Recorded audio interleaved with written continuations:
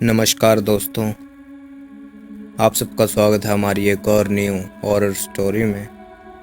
तो आज की जो हमारी हॉरर स्टोरी है वो एक डायन के बारे में है। जी हाँ गाइस, ये थी एक डायन जिसने एक विवाहित जोड़े की ज़िंदगी को डर में तब्दील कर दिया।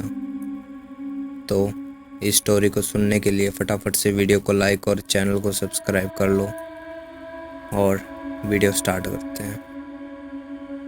यह कहानी है एक थी डायन की। माधेपुर नाम का एक गांव था। उस गांव में एक अजय और पार्वती नाम के पति पत्नी रहते थे। अजय सरकारी नौकरी करता था। एक दिन की बात है, गर्मी का समय था। अजय ऑफिस का काम खत्म करके रोज की तरह ऑफिस से घर वापस जा रहा था। रास्ते में एक बाजार पड़ता था, तो उसने सोचा कि घर जाते जाते कुछ सब्जी लेता चलूं। तो उसे वहाँ खूब ताज़ी ताज़ी मछली दिखी और उसे खरीद लिया। इसके अलावा और कुछ सामान लेने लगा। सामान लेते लेते उसे समय का पता ही नहीं चला। काफ़ी अंधेरा हो चुका था। घर थोड़ा दूर था, तो वह सोचा कि सीधे सीधे रास्ते से चला जाऊंगा तो काफ़ी रात हो जाएगी, इसलिए आज जंगल के रास्ते से जाता हूँ ताकि जल्दी पहुँच सकूँ। वह जंगल की ओर अपनी गाड़ी घुमा लिया। काफ़ी अंधेरा हो चुका था और अजय तेज गति से अपनी गाड़ी चला रहा था। थोड़ी देर बाद उसकी गाड़ी के सामने एक औरत आ गई और अजय झटके से ब्रेक मारते हुए गाड़ी को रोका। अजय उस औरत को देखा। वह औरत बड़ी सी घूंघट डाल रखी थी और जोर जोर से रो रही थी। अजय उससे पूछा कि कौन हो तुम और तुम्हारा घर कहाँ है? इतनी रात को इस घने जंगल में क्या कर रही हो? लेकिन वह अजय के कोई भी सवाल का जवाब नहीं दे रही थी और बस रोए जा रही थी। उसके रोने से ऐसा लग रहा था कि पूरा जंगल ही गूंज रहा है। अजय ने सोचा कि शायद किसी मजदूर की पत्नी होगी जो रास्ता भटक गई है। रास्ता बहुत ही सुनसान था, इसलिए उसने सोचा कि इस औरत की मदद किया जाए। फिर अजय ने बोला कि तुम मेरे साथ मेरे घर चलो, सुबह होते ही तुम्हें तुम्हारे घर छोड़ दूंगा। वह अजय के साथ घर चलने के लिए तैयार हो गई और गाड़ी के पीछे बैठ गई। रीति रिवाज के कारण उसने अपने सिर पर घूंघट डाल रखा था, जिसकी वजह से उसका चेहरा छुपा हुआ था। काफ़ी रात हो गया था, तो घर पर अजय की पत्नी उसका इंतज़ार कर रही थी। जैसे ही घर के बाहर गाड़ी की आवाज़ सुनाई दिया, वैसे ही पार्वती, जो कि उसकी पत्नी थी, वो दौड़कर बाहर आई। उसने अजय के साथ एक औरत को देखा, तो उसने अजय से पूछने लगी कि ये कौन है जो तुम्हारे साथ आई है।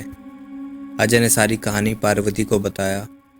पार्वती की तबीयत थोड़ी ख़राब थी, इसलिए वह खाना नहीं बना पाई थी। तो अजय ने बोला, तुम आराम करो, आज का खाना यही बना देगी। लेकिन पार्वती को उस औरत पर शक हो गया था। उसे लगा कि यह कोई साधारण औरत तो लग नहीं रही है। शायद यह कोई चोरनी होगी जो चालाकी से घर का सामान चुराने आई है। पार्वती ने इसे अपना रसोई घर दिखाया और बोली, मौसम बहुत ख़राब हो रहा है, तुम जल्दी से खाना बना लो।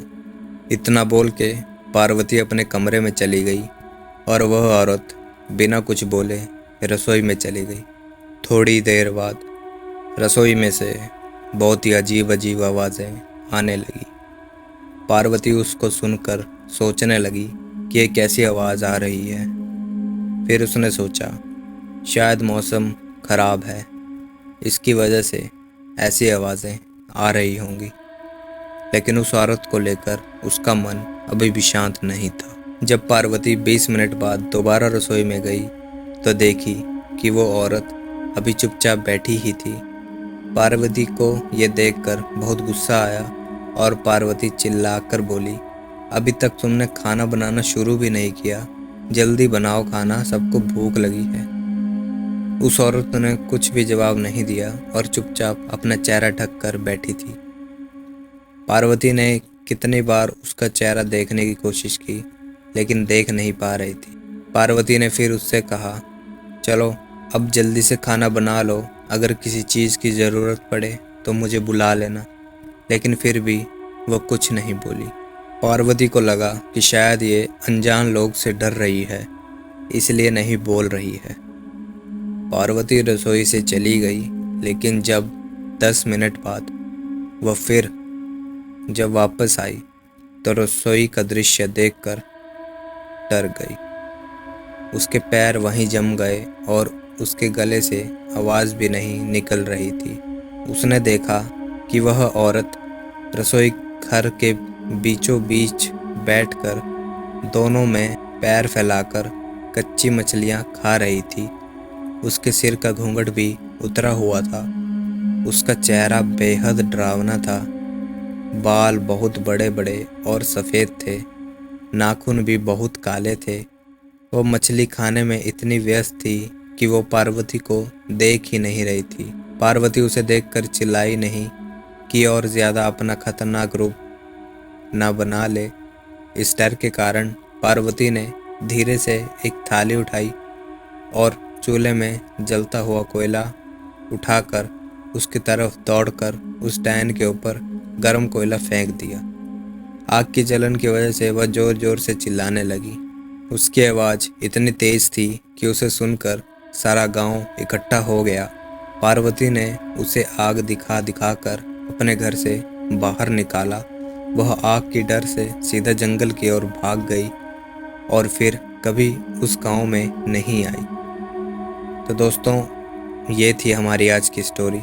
तो आप कमेंट करके बताओ कि आपको ये स्टोरी कैसी लगी, और सब्सक्राइब ज़रूर से कर दिया करो भाइयों, और लाइक कर दिया करो वीडियो को। तो मिलते हैं आपसे एक और नई वीडियो के साथ, तब तक के लिए बाय बाय।